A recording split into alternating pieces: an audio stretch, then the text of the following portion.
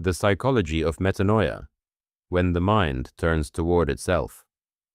We often think of change as something we choose, but some changes choose us. Metanoia is one of them. The word comes from ancient Greek, meta meaning beyond, and noia meaning mind.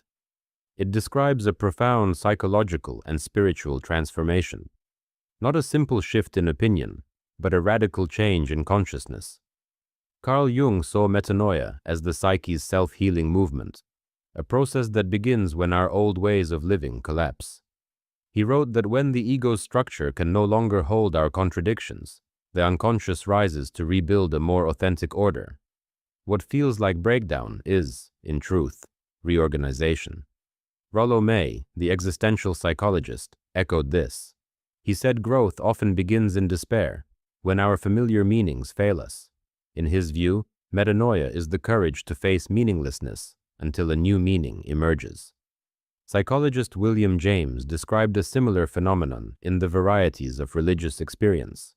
Moments when people experience a second birth, a deep shift in the center of their energy and will. The stages of metanoia are messy. First, there's disintegration, the undoing of false certainties. Then, a period of emptiness, where the old identity no longer fits, but the new one hasn't yet formed. Finally, reintegration, a quieter self that no longer seeks perfection, only truth. In today's language, we might call it psychological rebirth. But metanoia is not about becoming better, it's about becoming real. As Viktor Frankl once said, when we are no longer able to change a situation, we are challenged to change ourselves. Metanoia is that challenge, and that invitation. Most people imagine transformation as a choice, something we plan. Jung saw it differently. He believed metanoia begins when life refuses to let us keep pretending. He described it as a psychic reorganization, a healing that starts when the ego collapses under its own weight. The old identity fails. The unconscious rises to rebuild what's true. So how do we move toward this? Jung never gave steps, but he left us signposts. First, he said to pay attention to your dreams. They are the voice of the unconscious, speaking in images when words fail. Keeping a dream journal, or simply reflecting on recurring symbols, can help the deeper mind speak.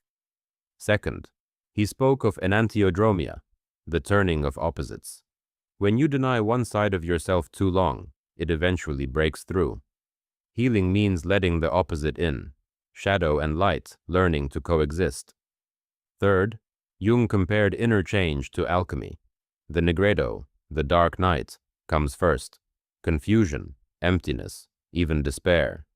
But from this blackness comes albedo, purification, and rubedo, the return of new life. Metanoia cannot be forced. It comes when we stop running from our truth. The moment we stop defending who we think we are, the psyche begins to repair itself. Silence, solitude, honest self-reflection, these are its gateways. Jung's reminder still stands.